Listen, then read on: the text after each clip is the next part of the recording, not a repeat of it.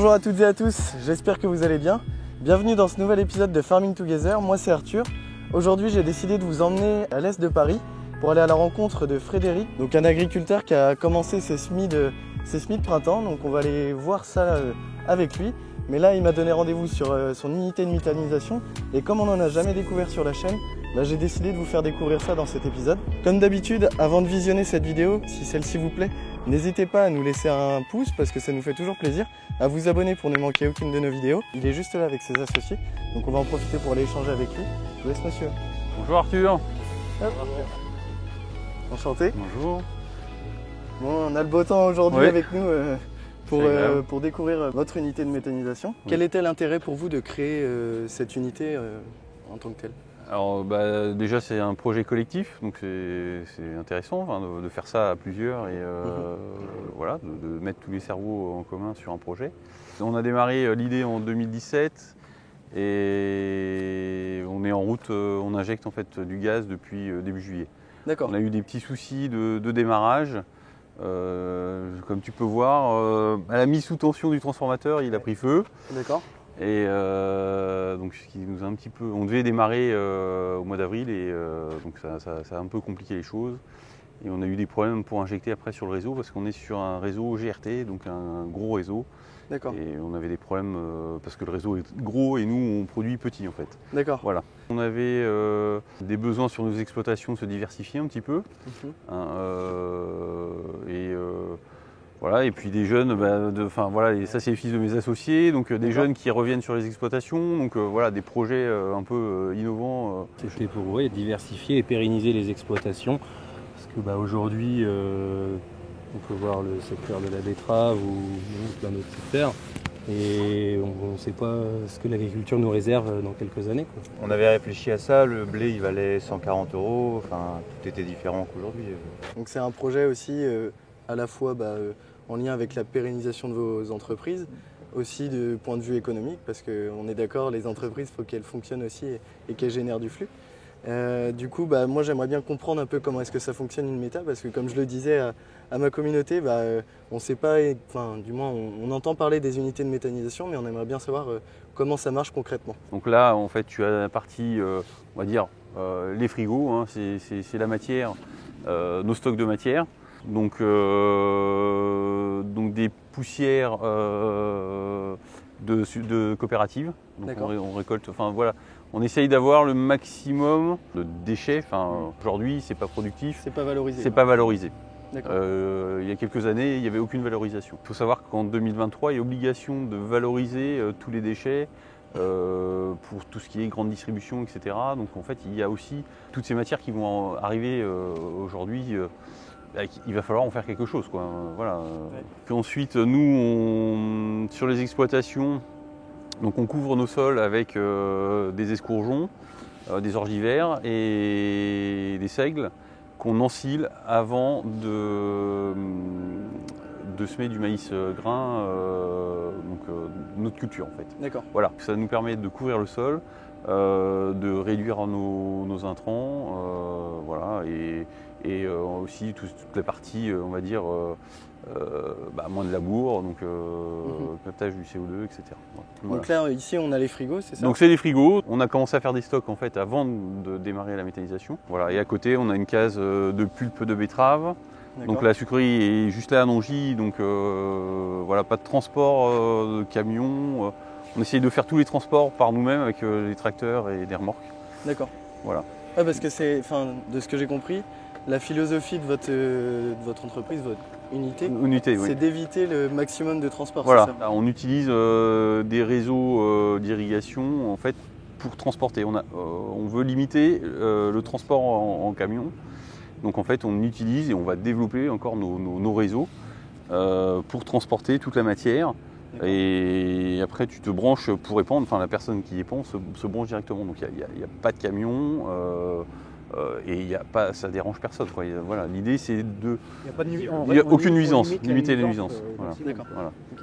Donc là tu as en fait notre trémie où on alimente. Donc c'est l'alimentation, on fait une recette avec différentes couches de matière. Donc nous on marche un tiers de pulpe, un tiers d'escourgeon, un tiers d'ensilage de maïs et un peu de poussière. Une recette stable. En fait, un méthaniseur, c'est un estomac bovin, dont une panse de vache. Donc, plus tu es stable dans ta ration, plus ça tourne bien. Parce voilà. Que derrière, il y a tout un organisme bactériologique en quelque sorte. Dans le digesteur, il n'y a que des bactéries. D'accord. Voilà. Et donc c'est les bactéries qui dégradent les fibres végétales. Voilà. Voilà. Tu vois la matière entrante, ouais. Et là, ce qui ressort en fait. Okay. On sépare le solide du liquide. Voilà, donc là tu as en fait toute la partie solide, fibre qui reste. Parce qu'en fait ce qu'on rentre, il y a 30% de matière sèche, hein, donc il y a pas mal d'eau en fait. Hein. Tout à l'heure, pareil, tu m'as évoqué le fait que vous étiez en injection. Oui. Est-ce que tu peux me réexpliquer le principe de l'injection et comment est-ce que vous avez mis ça en place sur votre méta et pourquoi avoir fait ce choix-là? En fait, tu as deux types d'unités. Tu brûles le gaz avec un moteur et une turbine pour faire de l'électricité.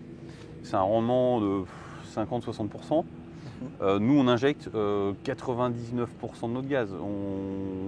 On réutilise, aujourd'hui, je te dirais même 100%, parce qu'en fait, même notre chaudière, pour maintenir notre digesteur, ne fonctionne pas. Donc, on injecte 100% du gaz produit, en fait. D'accord. Okay. C'était ça qui nous intéressait. Et puis, c'est le même gaz que du gaz de ville. Hein. C'est les mêmes caractéristiques. Et après, vous aviez aussi le fait que vous soyez bien situé en quelque sorte à côté d'un système qui permet l'injection. Parce que, rappelons-le, tout le monde n'a pas accès en campagne à un système pour pouvoir injecter, et d'où la transformation aussi à côté électrique comme certains peuvent le faire. C'est ça. Alors nous, on a la chance d'avoir un gros pipeline de gaz qui passe au pied. Voilà, on a choisi l'emplacement pour être au plus proche du pipeline. Ouais. Okay.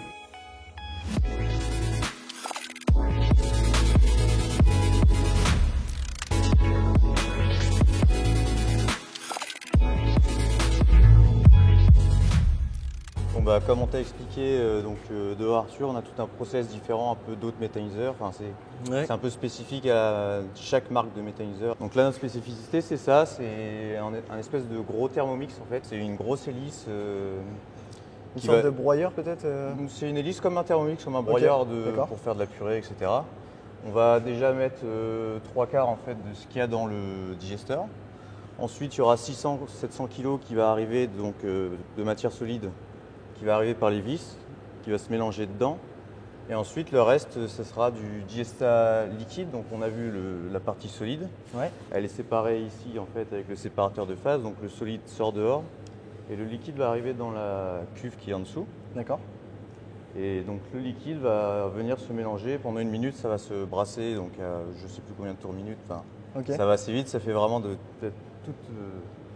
toute petite soupe, voilà. Ouais, c'est ça, d'accord. Et ensuite, ça repart par la pompe jusqu'au digesteur.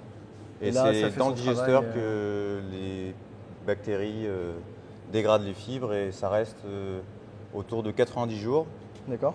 Et en 90 jours, on estime qu'il n'y a plus de gaz ou alors que c'est vraiment trop infime pour rester trop longtemps. Pour produire du gaz, d'accord. Voilà. Et donc, ce que tu me disais là, le fait de faire des petites particules, c'est mieux valorisé par le digesteur, ou du moins plus rapidement, c'est ça? En fait, plus ta fibre sera courte, plus les bactéries vont être rapides, plus la fibre va être dégradée rapidement. D'accord. Okay. Si tu as une grosse fibre, ils vont devoir mettre plus de temps pour venir à dégrader. Ouais. Et c'est pour ça dans un système comme ça, on a entre 20 et 30 jours de moins à passer, la matière passe entre 20 et 30 jours de moins dans le digesteur. D'accord, ok. Voilà. Et tout à l'heure, on voyait du compost. Oui. Donc le compost là, comment est-ce que vous l'exploitez? Comment il est sorti en quelque sorte des digesteurs? Parce que le digesteur, je l'entends, je comprends, je vois comment ça peut être sorti de ce système. Comment est-ce que le compost est sorti, lui? Donc le compost, autour des 90 jours, il ira dans l'autre cuve. On a 2 cuves. Donc de cette cuve-là, il passe par les pompes et il arrive dans cette machine qui est là-haut. Ça va venir comprimer la matière. Ouais. Le solide va partir devant et le liquide viendra tomber dans cette cuve-là. D'accord. Et là, ça sert pour faire de la nourriture, etc. Et vu qu'on passe dans les réseaux d'irrigation, on est mieux à avoir du digesta beaucoup plus liquide plutôt qu'avec... parce que sinon, il est avec le compost qui est dehors, en fait, tout est mélangé.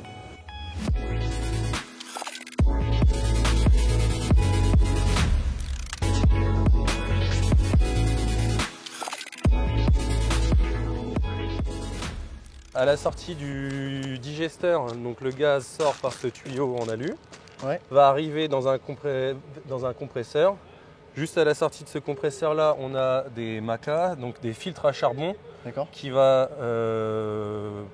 enlever l'H2S, donc le soufre, et donc des COV, donc c'est toutes des matières qu'il ne faut pas avoir dans le gaz.